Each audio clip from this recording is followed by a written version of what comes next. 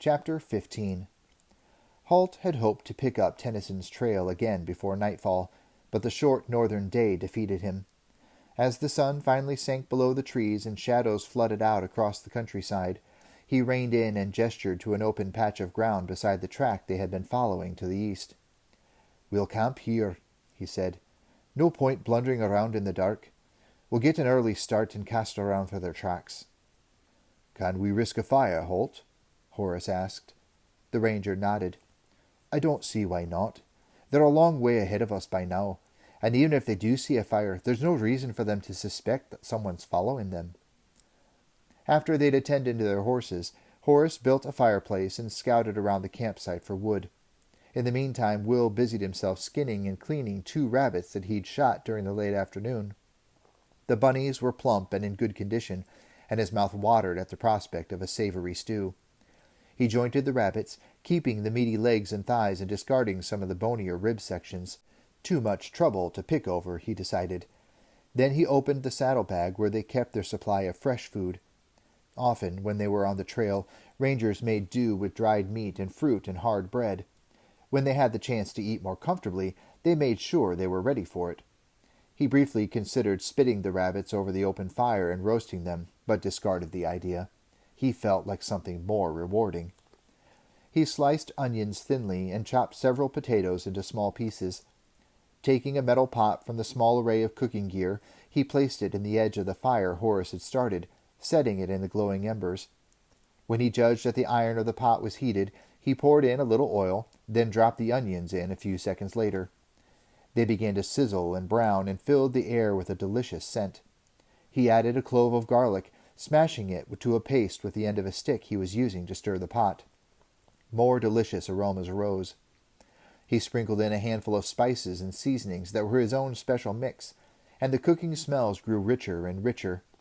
Then the joints of rabbit went in, and he moved them around to brown and become coated with the onion and spice mixture. By now Halt and Horace had moved to sit on either side of the fireplace, watching him hungrily as he worked. The rich smell of cooking meat, onions, garlic, and spices filled the air and set their stomachs rumbling.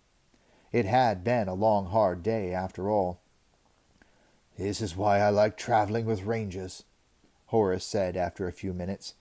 "When you get the chance, you manage to eat well." "Very few rangers eat this well," Halt told him. "Will has quite a knack with rabbit stew."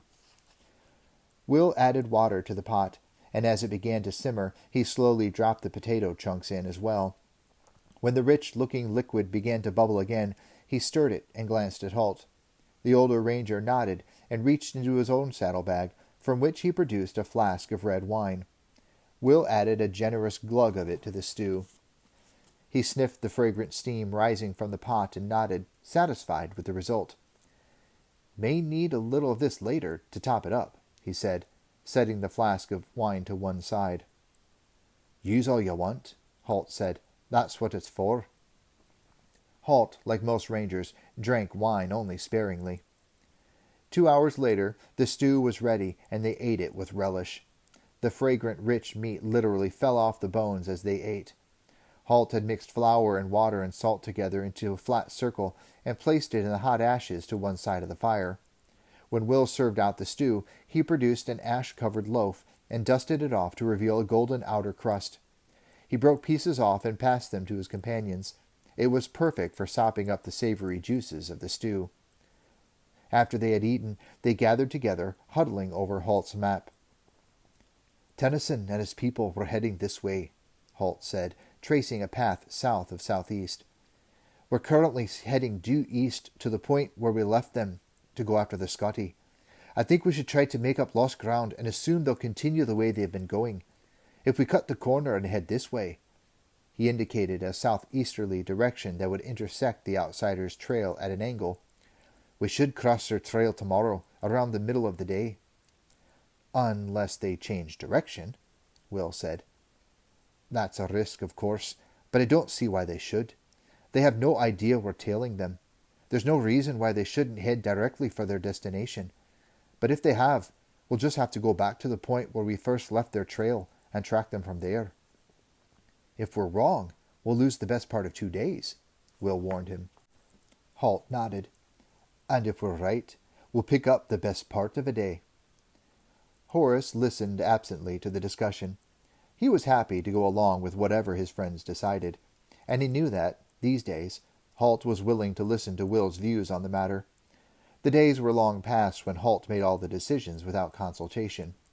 Will had earned Halt's respect, and Horace knew he valued the younger ranger's opinion. Horace glanced idly at the map. One place name struck him. He leaned forward and tapped his forefinger on the parchment. "Massendaw," he said. "I thought the countryside looked familiar. That's to the east of us. If we do as you say, we'll be passing pretty close to it." "Be fun to stop in and see how they're doing," Will said. Halt grunted. "We don't have time for social calls." Will grinned easily. "I didn't think we did. I just said it'd be fun, if we had the time." Halt grunted again and began to roll up the map. Will knew his former teacher's moods by now. He knew that this sudden gruffness was a sign that the older ranger knew he was taking a calculated risk in heading southeast. He'd never show that he was worried he might be making a mistake. But after years spent together, Will could usually read his thoughts correctly. He smiled to himself. When he was younger, he would never have dreamed that Halt could have doubts. Halt always seemed infallible. Now he knew the older ranger had an even greater mental strength, the ability to decide on a course of action and adhere to it without letting doubt or uncertainty divert him from it. "We'll get them, Halt. Don't worry," he said. Halt smiled grimly. "I'm sure I'll sleep better for that reassurance," he replied. They broke camp early. Breakfast was coffee and the remainder of the bread toasted over the fire's coals and smeared with honey. After kicking dirt over the fire, they mounted and rode out. The hours passed. The sun went directly overhead and then began to slide down to the west. An hour after noon, they crossed a track heading roughly to the south. As far as Horace was concerned, it seemed no different from the 3 or 4 others they had crossed that day. But Will suddenly swung down from the saddle. He went down on one knee and studied the ground in front of him. "Halt!" he called, and the older ranger joined him. There were definite signs that a party of travelers had passed this way. Will touched one footprint, clearer than the rest. It was off to the side of the track, but in a fortuitously damp section of ground.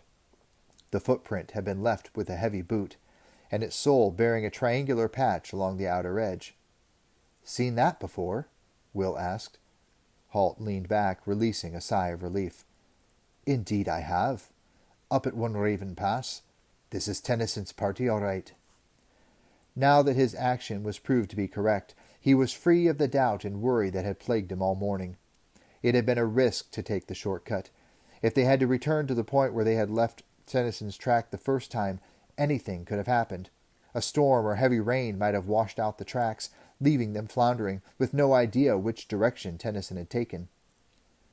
"By the look of these tracks, they're less than 2 days ahead of us," he said with great satisfaction. Will had moved a few meters away, studying the tracks. "They've picked up some horses," he said abruptly. Halt looked at him quickly, then moved to join him. There were clear traces of several sets of hoofprints in the soft earth and grass, a little way off the trail. "So they have," he agreed. "God knows what poor farm they raided to get them. There are only 3 or 4, so most of the party will still be on foot. We could be up to them by tomorrow." "Halt," said Horace. "I've been thinking." Halt and Will exchanged an amused glance. "Always a dangerous pastime," they chorused. For many years it had been Halt's unfailing response when Will had made the same statement. Horace waited patiently while they had their moment of fun, then continued. Yes, I know. But seriously, as we said last night, Massendaw isn't so far away from here." "And?" Halt asked, seeing how Horace had left the statement hanging. "Well, there's a garrison there, and it might not be a bad idea for one of us to go fetch some reinforcements. It wouldn't hurt to have a dozen knights and men-at-arms to back us up when we run into Tennyson." But Halt was already shaking his head. "Two problems, Horace. It'd take too long for one of us to get there, explain it all, and mobilize a force. And even if we could do it quickly, I don't think we'd want a bunch of knights blundering around the countryside, crashing through the bracken, making noise and getting noticed. He realized that statement had been a little tactless. No offence, Horace. Present company accepted, of course. Oh, of course, Horace replied stiffly. He couldn't really dispute Halt's statement. Knights did tend to blunder around the countryside, making noise and getting noticed, but that didn't mean he had to like it. Halt continued. The best thing we have going for us is the element of surprise. Tennyson doesn't know we're coming, and that's worth at least a dozen knights and men-at-arms. No, we'll continue as we are for the moment. Horace nodded grudging agreement. When they caught up with the outsiders, they'd have a stiff fight on their hands. Will and Halt would have their hands full dealing with the two Genevesian assassins. He would have liked to have even 3 or 4 armed knights behind him to take on the rest of the false prophet's followers. But in the time he'd spent with Halt and Will, he'd learned repeatedly how valuable an ally surprise could be in a fight. Reluctantly, he decided that what Halt said made good sense. The 2 rangers remounted, and they set off again, following the trail with renewed purpose. The knowledge that they had narrowed the gap between them and Tennyson to less than a day urged them on. They scanned the horizon before them with extra caution, looking for the first sign that they had caught up with Tennyson. Will spotted him first. "Halt," he said. He had the good sense not to point in the direction he was looking. He knew Halt would follow his gaze, and that if he were to point, he would alert his quarry to the fact that he had been seen. "On the skyline," he said quietly, "to the right of that forked tree. Don't do that, Horace." He had seen his friend's hand begin to move, and instinctively knew Horace was planning to shade his eyes as he gazed at the figure. Horace changed the gesture at the last minute and pretended to scratch the back of his neck. At the same time, Halt dismounted and inspected Abelard's left front hoof. That way, whoever it was wouldn't think they stopped because he had been spotted. "Can't see anything," Halt told him. "What is it?" "A rider, watching us," Will told him. Halt glanced sideways at the hill without moving his head. He could vaguely make out what might have been the shape of a man and a horse. He was grateful for Will's keen young eyes. Will reached down and unslung his water canteen from the pommel of his saddle, but he managed to do it without losing sight of the figure. He raised the water bottle to his lips, still watching. Then there was a brief flash of movement, and the rider wheeled his horse and disappeared from the skyline. "All right," he said. "You can relax. He's gone." Halt released Abelard's hoof and remounted. His stiff muscles and joints seemed to groan as he did so. "You recognize him?" he asked. Will shook his head. "Too far out to make details, except—" "Except what?" Halt asked. "When he turned away, I thought I caught a flash of purple." Purple, Horace thought. So maybe, he said to himself, we might have just lost the element of surprise.